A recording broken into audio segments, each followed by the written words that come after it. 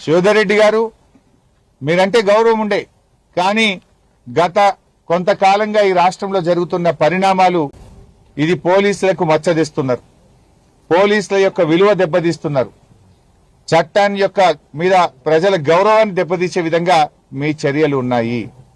ఇప్పటికైనా మానుకోండి. ఇప్పటికైనా అది కాంగ్రెసా, బీజేపీ, బీఆర్ఎస్ఆ, చట్టం అందరికీ సమానంగా ఉండాలి.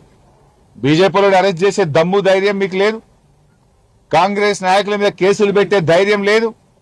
ఎంతసేపు బీఆర్ఎస్ వాళ్ళ మీద అక్రమ కేసులు పెట్టి మా వాళ్ళని అరెస్ట్ చేసి ఏంది ఈ వికృత ఆనందం ఏం పొందుతున్నారు మీరు? ఈ వికృత ఆనందం మంచిదా?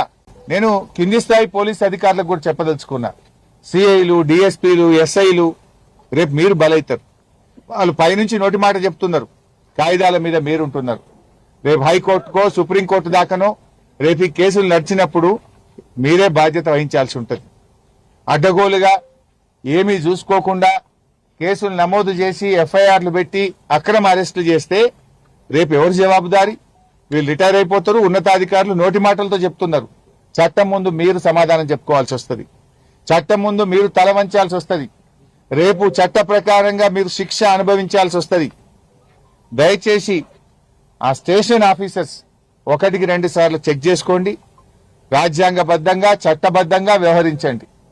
పైనుంచి ఎవడో చెప్పిండంటే వాడు ఎవడు మిమ్మల్ని కాపాడలేడు. రేపు వచ్చేది బీఆర్ఎస్ ప్రభుత్వం, ప్రతి ఒక్కటి డైరీలో నోట్ చేసి పెడుతున్నాం, దానికి తగిన మూల్యం చెల్లించుకోవాల్సి వస్తుంది. ఎవరు చట్టాన్ని అతిక్రమించినా, చట్టాన్ని చేతిలోకి తీసుకున్నా, అక్రమ కేసులు పెట్టినా, దుర్మార్గంగా వ్యవహరించినా ఎవరిని కూడా వదిలిపెట్టము. శివధర్ రెడ్డి గారు రివ్యూ చేయండి ఒకసారి. రేపు అసెంబ్లీలో కూడా వీటన్నిటి మీద చర్చ పెట్టాం.